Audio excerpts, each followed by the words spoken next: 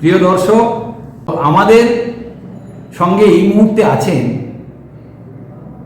বিখ্যাত বিশেষজ্ঞ শিক্ষক চিকিৎসক এবং বিশিষ্ট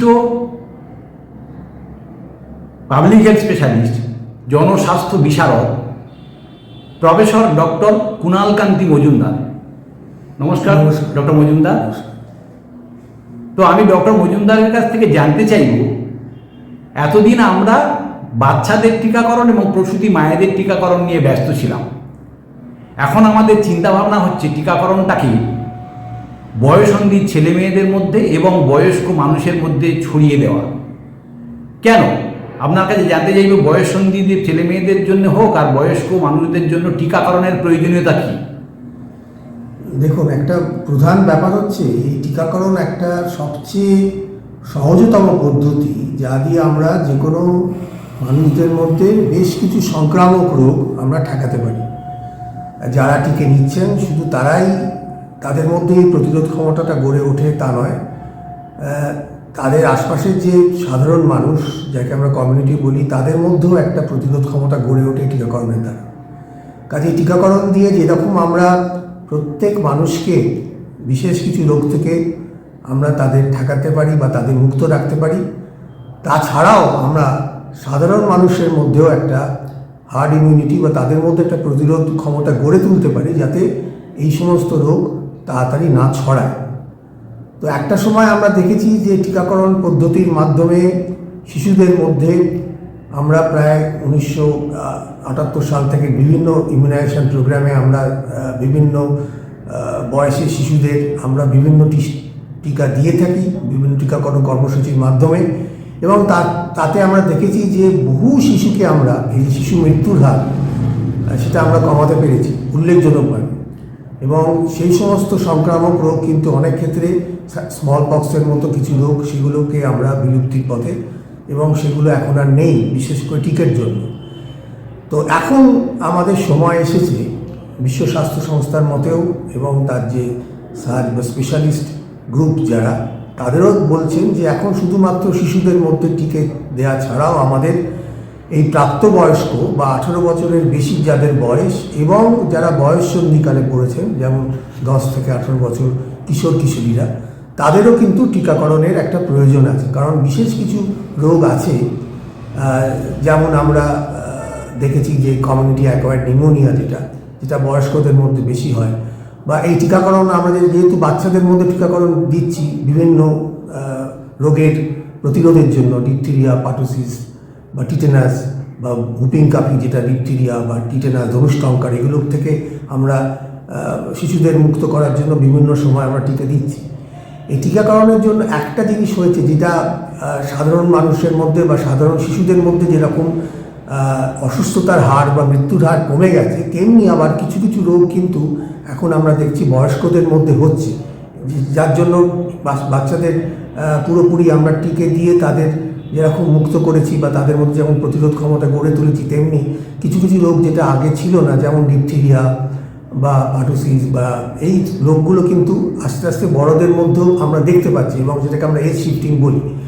কাজেই বড়দের মধ্যে আবার কমিউনিটি অ্যাকোয়ার্ড নিউমোনিয়া, বিশেষ করে উন্নত দেশ যেগুলো, আমেরিকার মতো, সেখানে দেখি বহু মানুষ এই কমিউনিটি অ্যাকোয়ার্ড নিউমোনিয়ায় মারা যাচ্ছে।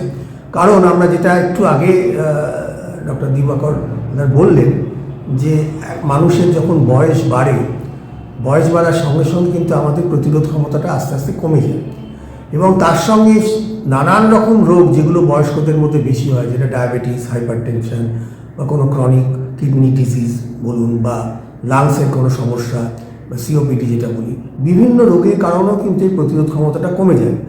আবার বিভিন্ন রোগের চিকিৎসার জন্য অনেক সময় অনেক রোগে আমরা অনেক ওষুধ ব্যবহার করি, স্টেরয়েড জাতীয়, তাতেও কিন্তু রোগের প্রতিরোধ ক্ষমতাটা কমে যায়।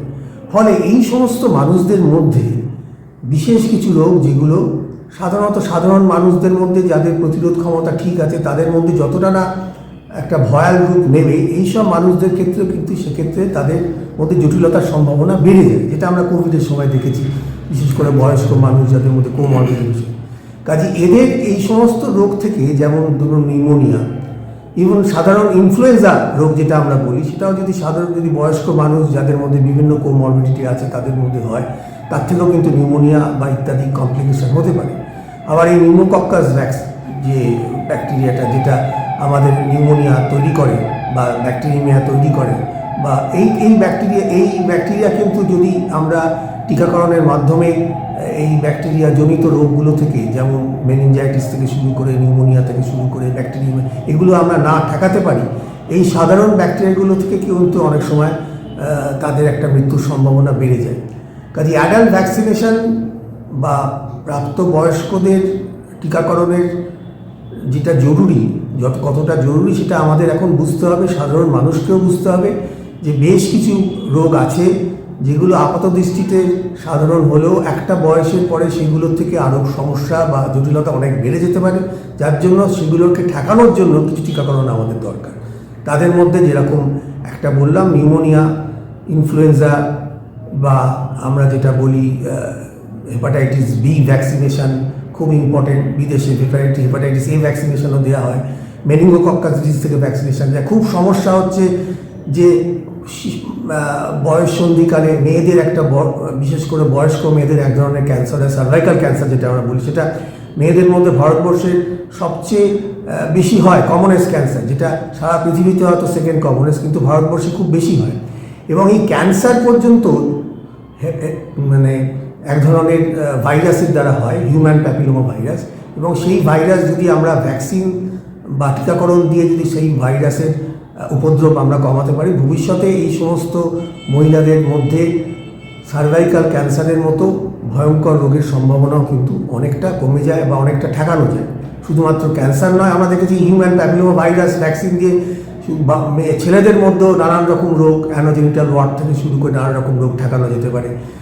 এবং যাতে ভালভা বা ভ্যাজাইনা, অন্যান্য জায়গার ক্যান্সারে অনেক সময় দেখেছি এই হিউম্যান প্যাপিলোমা ভাইরাস ভ্যাকসিন দিয়ে আমরা ঠেকাতে পারি।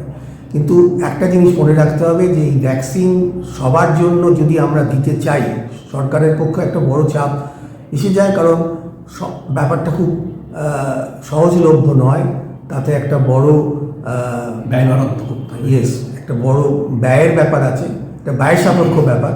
কারণ আমরা জানি যে ভারত সরকার প্রায় 200 কোটিরও বেশি টাকা খরচ করেন আমাদের এই 6টা যে ভ্যাকসিন প্রিভেন্টেবল ডিজিজ যেটা বলি বাচ্চাদের, ডিপথিরিয়া, পাটোসিস, টিটেনাস, তারপরে টিউবারকুলোসিস, হেপাটাইটিস বি, এই যে 6টা ভ্যাকসিন প্রিভেন্টেবল ডিজিজ বা পোলিও, এগুলোকে ঠেকাতে যে ভ্যাকসিনগুলো আমরা রুটিনলি বাচ্চাদের দিয়ে থাকি সেগুলোকে তৈরি করতে। কাজেই আমাদের সামর্থ্যের মধ্যে, সরকারের সামর্থ্যের মধ্যে আমরা যে সমস্ত অ্যাডাল্ট ডিজিজ বা যে সমস্ত রোগ প্রাপ্তবয়স্কদের রোগ বেশি হয়, যে সমস্ত রোগ তাদের মধ্যে যেটা আমি এটা বললাম এক্ষুনি, নিউমোনিয়া, ইনফ্লুয়েঞ্জা বা ভবিষ্যতে হিউম্যান প্যাপিলোমা ভাইরাস যেটা থেকে ক্যান্সারের মতো দুরারোগ্য রোগ পর্যন্ত আমরা ঠেকাতে পারি, সেটা হয়তো ভবিষ্যতে সরকারের পক্ষ থেকে আমাদের সবার জন্য এই টিকাকরণ হয়তো আমরা পেয়ে যাব। আমাদের লক্ষ্য 2025-এর মধ্যে, তাহলে সাধারণ জনসাধারণও কিন্তু নিখরচায় এই টিকে তারা নিতে পারবে এবং এই রোগ থেকে তারা মুক্ত থাকতে পারবে। ধন্যবাদ ডাক্তারবাবু। আমি এখন যেটা জানতে চাইবো যে তাহলে এখন সরকারি পরিষেবার মধ্যে এই অ্যাডাল্ট ইমিউনাইজেশন বা ভ্যাকসিনেশন পরিষেবা নেই, এবং আপনি বললেন যে হিউম্যান প্যাপিলোমা ভাইরাস ভ্যাকসিন বা হিউম্যান প্যাপিলোমা ভাইরাসের জন্য যে ভ্যাকসিনটা এই জরায়ু মুখের ক্যান্সারের জন্য প্রিভেন্ট করার জন্য আসছে, সেটাও 2025-এর আগে হয়তো এসে উঠবে না। তো ততক্ষণ পর্যন্ত এই সাধারণ মানুষের প্রতি আপনি কি বার্তা দেবেন যে টিকা কি এখন বাজারে পাওয়া যায়, তাহলে যদি পাওয়া যায় তাহলে তারা কিভাবে নেবে? দেখুন, যতক্ষণ না সরকারি এই যে আমাদের যাদের কাছে আমরা পৌঁছতে চাইছি, বিশেষ করে প্রাপ্তবয়স্ক বা বয়স সন্ধি এদের কাছে পৌঁছতে গেলে কিন্তু আমাদের এই সাধারণভাবে একটা সচেতনতা দরকার, যেটা আজকে আমরা বসেছি। সাধারণ মানুষকে বুঝতে হবে যে এই রোগগুলো কিন্তু ঠেকানো যায়, এবং এই রোগগুলো যদি না ঠেকাই তাহলে ভবিষ্যতে এর থেকে নানান রকম জটিলতা বা মৃত্যু পর্যন্ত হতে পারে। এবং এই অ্যাডাল্ট ভ্যাকসিন যে টিকাগুলো আমরা বয়স্কদের জন্য, প্রাপ্তবয়স্কদের জন্য বা কিশোরীদের জন্য ব্যবহার করি, সেগুলো কিন্তু সবসময় এখনও পর্যন্ত সহজলভ্য নয়। কোনো গভর্নমেন্টের প্রোগ্রাম নেই বা কোনো রকম কর্মসূচি নেই এই ভ্যাকসিনগুলো দেওয়ার। তার জন্য আমাদের এই ভ্যাকসিনগুলো নিতে গেলে প্রাইভেট অর্গানাইজেশন বা প্রাইভেট প্র্যাকটিশনার স্পেশালিস্ট তাদের মাধ্যমে বা ক্লিনিক তাদের মাধ্যমে এই ভ্যাকসিনগুলো আমাদের নিতে হবে। যারা আনঅর্গানাইজ বা অর্গানাইজ সেক্টরে কাজ করেন তাদের এমপ্লয়ারদেরও এবং তাদের কর্মীরা যাতে এই সমস্ত ভ্যাকসিন পান সেটাও তাদের দেখতে হবে এবং এই তাদের মধ্যে একটা সচেতনতা তৈরি করা এবং সাধারণ মানুষকে বুঝতে হবে যে এই ভ্যাকসিনগুলো জরুরি অনেক এবং যতক্ষণ না সরকারের পক্ষ থেকে এই ভ্যাকসিনগুলো সর্বসাধারণের মধ্যে নিখরচায় পাওয়া যাচ্ছে ততদিন পর্যন্ত private organisation, private clinic, private হাসপাতাল এই সমস্ত জায়গায় যেখানে এই টিকাগুলো পাওয়া যায় তাদের সামর্থ্যের মধ্যে সেখানে গিয়ে তারা এই টিকাগুলো নিয়ে নেবে। ধন্যবাদ ডক্টর মজুমদার। দর্শক বন্ধুরা, তাহলে আমরা আপনাদেরকে এই বার্তা দিলাম যে বাচ্চাদের মতো কিন্তু বড়দেরও কিছু কিছু রোগের বিরুদ্ধে টিকা নিতে হবে। টিকা নিলে তাদের জীবনটা সুরক্ষিত এবং প্রলম্বিত হবে এবং সুখের হবে। তো আপনারা একটু সতর্ক থাকবেন, যতদিন না সরকারি পরিষেবায় এই টিকা আপনাদের জন্য বিনা পয়সায় আসছে ততদিন আপনারা কিন্তু যদি চান তাহলে কিন্তু আপনার যে চিকিৎসক বা সরকারি চিকিৎসকের পরামর্শ মতো যে ক্লিনিকে বা যে চেম্বারে বা যে নার্সিংহোমে বা যে প্রাইভেট হসপিটালে এই টিকা পাওয়া যায় সেখানে কিন্তু আপনি গিয়ে নিতে পারেন এবং সেটা নিলে কিন্তু আমাদের এই বার্ধক্যজনিত সমস্যা থেকে আমরা অনেকটা মুক্তি পাব এবং আমাদের সমাজের উপরে, স্বাস্থ্য ব্যবস্থার উপরে এবং অর্থনীতির উপরে চাপ অনেক কমবে এবং বয়স্ক লোকেদের জীবন সুখের হবে এবং প্রলম্বিত হবে এবং বিড়ম্বনাহীন হবে। তারা সুস্থভাবে বাঁচতে পারে। তো তো এই আমাদের আশা। আপনারা ভালো থাকুন, সুস্থ থাকুন, এই কামনা করে আজকে ভিডিও বার্তা শেষ করছি।